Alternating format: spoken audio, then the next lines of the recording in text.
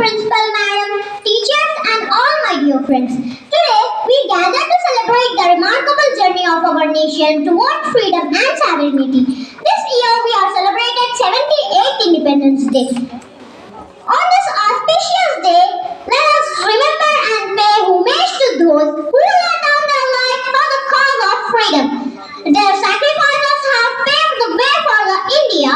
Independence is not just about past, it's also a time to reflect on the present and visualize our future. After independence, we acquired all our fundamental rights. We should all be proud to be Indian and we should admire our fortune have been born in the land of independent India. From 1857 to 1947, the lives of many freedom fighters and several decades of struggle were sacrificed. Our first freedom fighter, Mangal Pandey, raised his voice against the British.